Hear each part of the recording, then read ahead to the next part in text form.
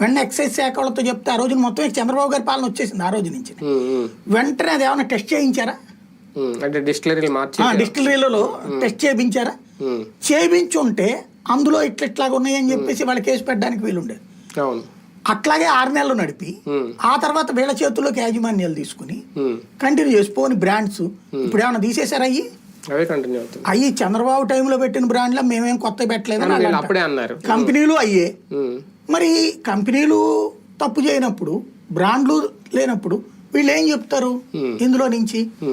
దీంతో అక్కడ ఇంకోటి ఏంటి, అది షాపుల దగ్గర నుంచి మద్యం ఇప్పటికి కూడా ఒక పదం వాడుతూ ఉంటారు. నేను అప్పుడు కూడా చెప్పా, షాపుల దగ్గర నుంచి మద్యంలో డిజిటల్ పేమెంట్స్ ఎందుకు తీసుకోలేదు అనేది క్రైమ్ అవ్వదు.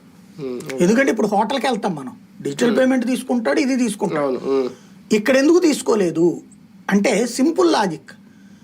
నీ షాప్ నీ వ్యక్తిగతమైనప్పుడు ఇప్పుడు ఫర్ ఎగ్జాంపుల్ మనం రూపాయి వేస్తాం ఒక్కోసారి, మన దాంట్లోనేమో పోయినట్టు చూపెడితే అట్లాంటి ఇష్యూ వచ్చినప్పుడు ఇప్పుడు నీ వ్యాపారం వ్యక్తిగతమైనప్పుడు నీ అకౌంట్లో చెక్ చేసుకుని పడింది లేవా అంటావు, లేకపోతే రేపు పొద్దునిస్తానులే అంటావు. టోటల్ గవర్నమెంట్ది అయినప్పుడు గవర్నమెంట్ దాంట్లో పెడితే పోతే ఎవరిది బాధ్యత? ఇంకోటి ఈ లోపం ఎవరు సెట్ చేస్తాడు? వీడు వేసానంటాడు, నాకు రాలేదంటాడు, కొట్లాట కదా అది. ఓవరాల్ గవర్నమెంట్ సెగ్మెంట్ అది ఇష్యూ.